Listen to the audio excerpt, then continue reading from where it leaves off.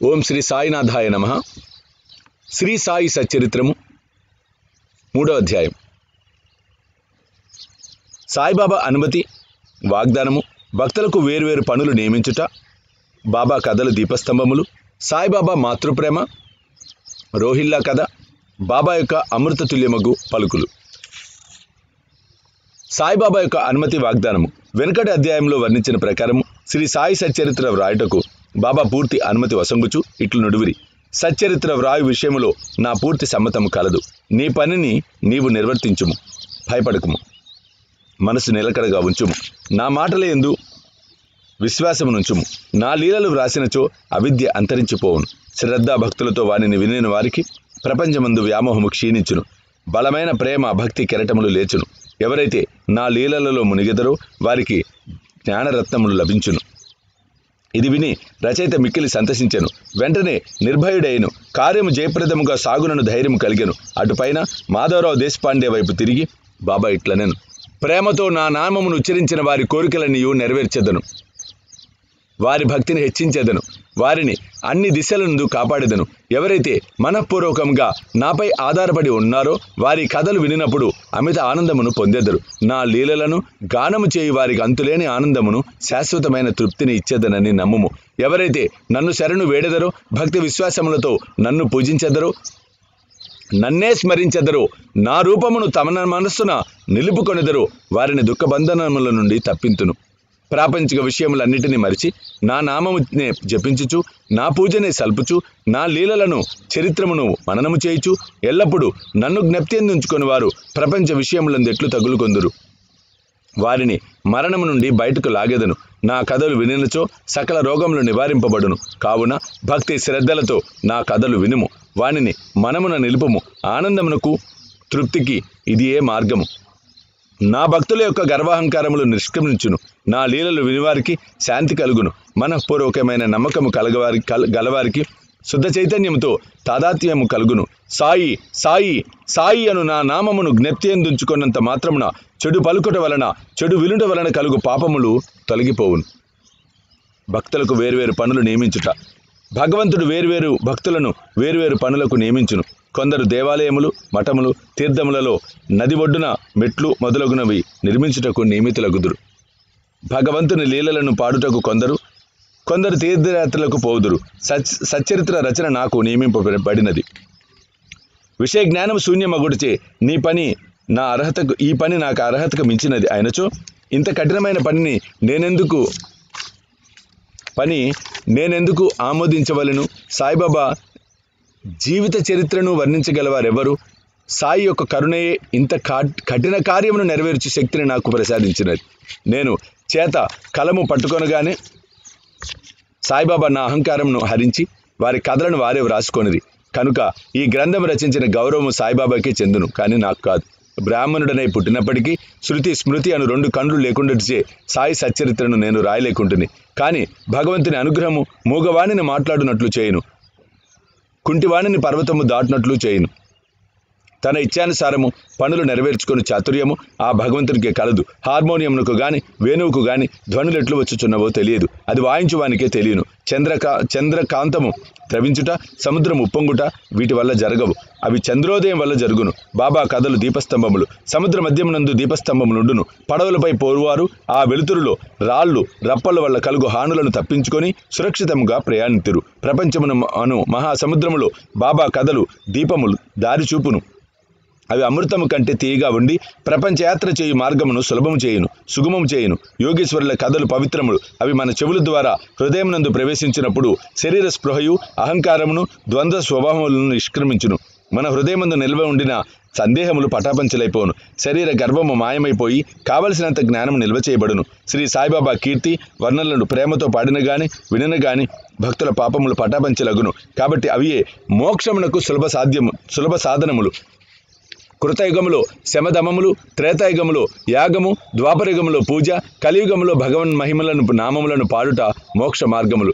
4 వర్ణముల వారు ఈ చివరి సాధనములు అవలంబించవచ్చును. తక్కిన సాధనములు అనగా యోగము, యాగము, ధ్యానము, ధారణము అవలంబించుట కష్టతరము. కానీ భగవంతుని కీర్తిని మహిమను పాడుట అతి సులభము. మన మనస్సును మాత్రము అటువైపు తిప్పవలేను. భగవత్ కథలు వినుట వలన, పాడుట వలన దేహ అభిమానము తొలగిపోవును.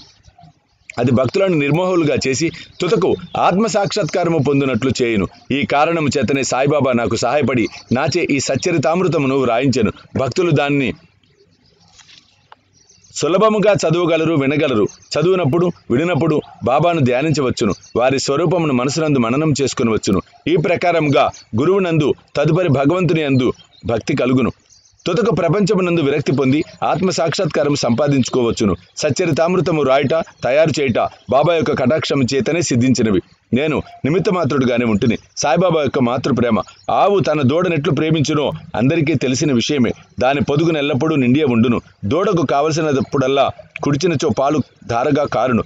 అలాగునే బిడ్డకెప్పుడు పాలు కావలనో తల్లి గ్రహించి సకాలమందు పాలిచ్చును. బిడ్డకు గుడ్డలు తొడుగుటందును అలంకరించుటందును తల్లి తగిన శ్రద్ధ తీసుకొని సరిచేయును.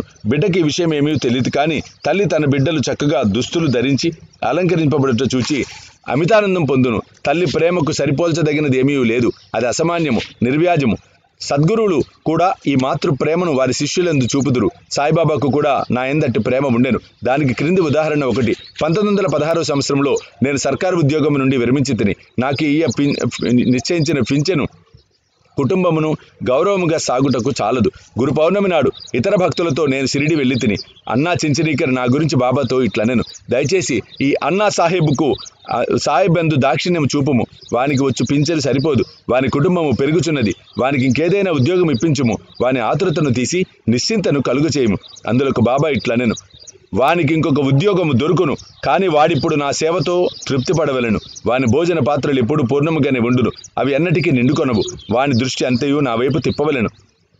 నాస్తికుల దుర్మార్గుల సహవాసము వీడవలెను. అందరి ఎడల అనుకువ నమ్రత ఉండవలెను. నన్ను హృదయపూర్వకంగా పూజించవలెను. వాడిట్లు చేసినచో శాశ్వత ఆనందము పొందును. నన్ను పూజించబడును అన్న దానిలో ఈ నన్ను అనగా ఎవరు అను ప్రశ్నకు సమాధానం ఈ గ్రంథం యొక్క ఉపోద్ఘాతములో సాయిబాబా ఎవరను శీర్షిక ఎందు చెప్పబడినది. రోహిల్లా కథ వినచో బాబా ప్రేమ ఎట్టిదో బోధపడును. పొడుగాటి వాడును, పొడుగైన చొక్కా తొడిగిన వాడును, బలవంతుడు నాకు రోహిల్లుడు ఒకడు బాబా కీర్తి విని ఆకర్షితుడై షిరిడిలో స్థిర నివాసము ఏర్పాటు చేసుకొనెను. రాత్రింబవళ్ళు ఖురానులోని కల్మాను చదువుచు అల్లాహు అక్బర్ అని ఆంబోతు రంకివేయినట్లు బిగ్గరగా అరుచుచుండెను. అందువలన పగలంతయు పొలములో కష్టపడి పనిచేసి ఇంటికి వచ్చిన షిరిడి ప్రజలకు రాత్రి నిద్రాభంగమును అసౌకర్యమును కలుగచేయుచుండెను. కొన్నాళ్ల వరకు వారు దీనిని నోర్చుగనిరి. తుదక బాధ నొరవలేక బాబా వద్దకెగి రోహిల్లా అరుపులు నాపుమని బతిమిలారిరి. వారి ఫిర్యాదును వినకపోవటే కాక వారిపై కోపించి వారి పనులు వారు చూచుకొనవలసినదే కానీ రోహిల్లా జోలికి పోవద్దని మందలించితిరి. రోహిల్లాకు ఒక దౌర్భాగ్యపు భార్య కలదని, ఆమె గయ్యాలిదనియు, ఆమె వచ్చి రోహిల్లాను తను బాధ పెట్టుచున్నదనియు రోహిల్లా ప్రార్థనలు విని ఆమె ఏమీ చేయలేక ఊరక ఉండునని బాబా చెప్పాను. నిజంగా రోహిల్లాకు భార్య లేదు. భార్య అనగా దుర్బుద్ధనియు బాబా భావము. బాబాకు అన్నిటికంటే దైవ ప్రార్థనలందు మికుటమగు ప్రేమ. అందుచే రోహిల్లా తరఫున వాదించి ఊరిలోని వారిని ఓపికతో నోర్చుకొని ఆ అసౌకర్యమును సహింపవలసినదని అది త్వరలో తగ్గునని బాబా బుద్ధి చెప్పాను. బాబా యొక్క అమృత తుల్యమగ్గు పలుకులు. ఒకనాడు మధ్యాహ్న హారతైన పిమ్మట భక్తులందరూ తమ తమ బసలకు పోచుండిరి. అప్పుడు వారికి బాబా ఈ క్రింది చక్కని ఉపదేశమిచ్చితిరి. మీరెక్కడ ఉన్నను, ఏమి చేయుచున్నను నాకు బాగా తెలుసునని జ్ఞాపకముంచుకొనుడు. నేను అందరి హృదయములను పాలించువాడను, అందరి హృదయములలో నివసించువాడను. నేను ప్రపంచమందుగల చరాచర జీవకోటి యందు ఆవరించి ఉన్నాను. ఈ జగత్తును నడిపించువాడను, సూత్రధారిని నేనే జగన్మాతను, త్రిగుణముల సామరస్యమును నేనే, ఇంద్రియ చాలకుడను నేనే, సృష్టి స్థితి లయ కారకుడను నేనే. ఎవరైతే తమ దృష్టిని నా వైపు త్రిప్పెదరో వారికి ఏ హాని కానీ బాధ కానీ కలుగదు. నన్ను మరిచిన వారిని మాయ శిక్షించును. పురుగులు, చీమలు తదితర దృశ్యమాన చరాచర జీవకోటి అంతయు నా శరీరమే, నా రూపమే. ఈ చక్కని అమూల్యమైన మాటలు విని వెంటనే నా మనసులో ఏ నౌకరి కొరకు యత్నించక గురుసేవలో నిమగ్నమగుటకు నిశ్చయించుకుంటుని. కానీ అన్నా చించనీకర్ ప్రశ్నకు బాబా చెప్పిన సమాధానము నా మనసందు ఉండెను. అది జరుగునా లేదా అని సందేహము కలుగుచుండెను. భవిష్యత్తులో బాబా పలికిన పలుకులు సత్యములై నాకు ఒక సర్కారు ఉద్యోగం దొరికెను. కానీ అది కొద్ది కాలం వరకే. అటు పిమ్మట వేరే పని చేసేది ఏదీ చేయక శ్రీ సాయి సేవకు నా జీవితం అంతయు సమర్పించి తిని. ఈ అధ్యాయంను ముగించబో ముందు చదువరులకు నేను చెప్పినదేమనా, బద్ధకము, నిద్ర, చంచల మనస్సు, దేహాభిమానము మొదలగు వాణిని విడిచి వారు తమ యావత్ దృష్టిని బాబా కథల వైపు త్రిప్పవలెను. వారి ప్రేమ సహజముగా ఉండవలెను. వారి భక్తి యొక్క రహస్యమును తెలుసుకొందురుగాక. ఇతర మార్గములను అవలంబించి అనవసరముగా అలసిపోవద్దు. అందరూ ఒకే మార్గమును త్రొక్కుదురుగాక, అనగా శ్రీ సాయి కథలను విందురుగాక. వారి అజ్ఞానమును నశింపచేయును. ఇది వారి అజ్ఞానమును నశింపచేయను, మోక్షమును సంపాదించి పెట్టును. లోబి ఎక్కడ ఉన్నప్పటికీ వాని మనసు తాను పాతిపెట్టిన సొత్తి అందే ఉండునట్లు బాబాను కూడా ఎల్లరూ తమ హృదయములందు స్థాపించుకొందురుగాక. 3వ అధ్యాయం సంపూర్ణము. శ్రీ సాయినాథ అర్పణమస్తు. శుభం భవతు.